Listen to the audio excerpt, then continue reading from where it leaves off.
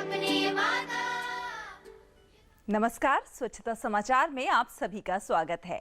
महिलाएं स्वच्छता की प्रहरी बनी हुई हैं। सरकार ने भी मार्च का पहला सप्ताह स्वच्छ शक्ति सप्ताह घोषित किया है। आपको दिखाएंगे स्वच्छता की ये दो तस्वीरें, लेकिन सबसे पहले नजर हेडलाइंस पर।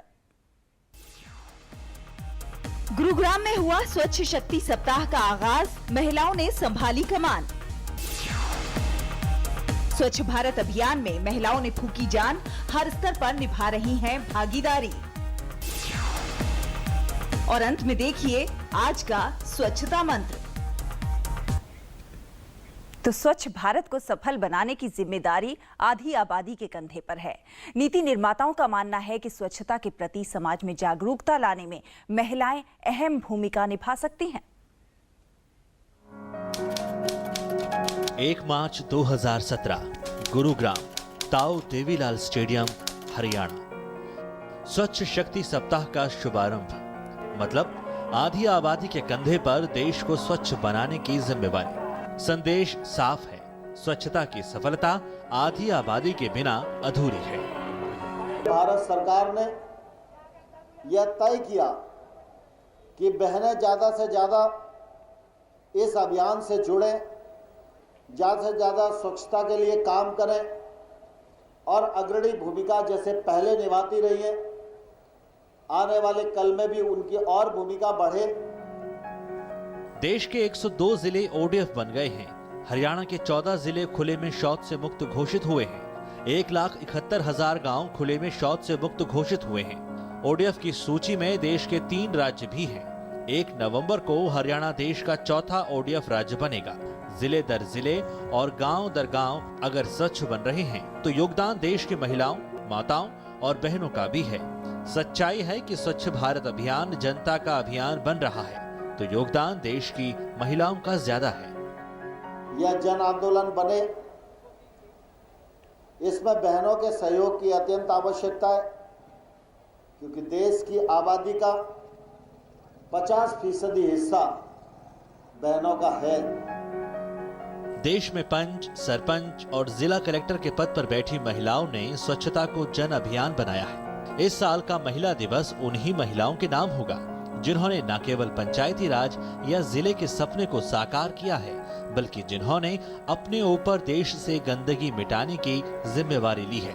यानी स्वच्छता की शुरुआत घर से जरूरी है। धीरज कुमार की रिपोर्ट, डीडी न्यूज।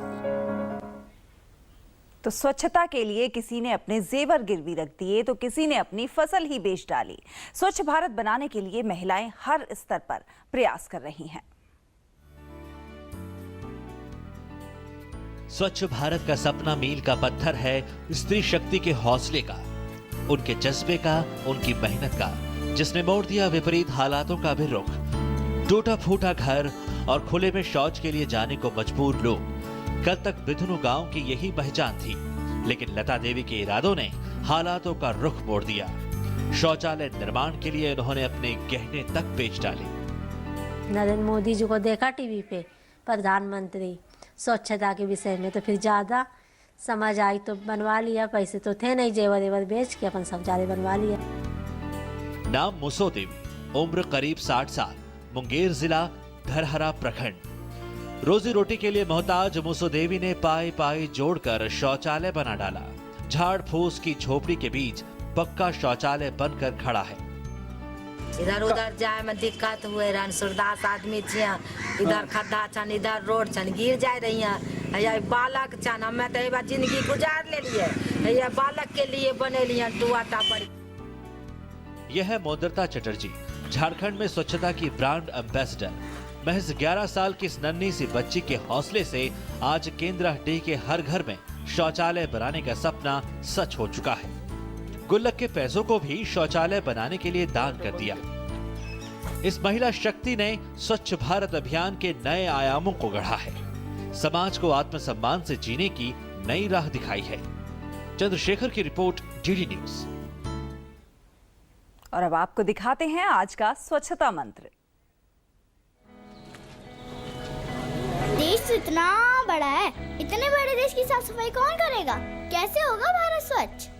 जिस दिन ये सारे के सारे लोग एक साथ इकट्ठा होकर, एकजुट होकर अपनी जिम्मेदारी समझेंगे, तब होगा पूरा स्वच्छ भारत अभियान।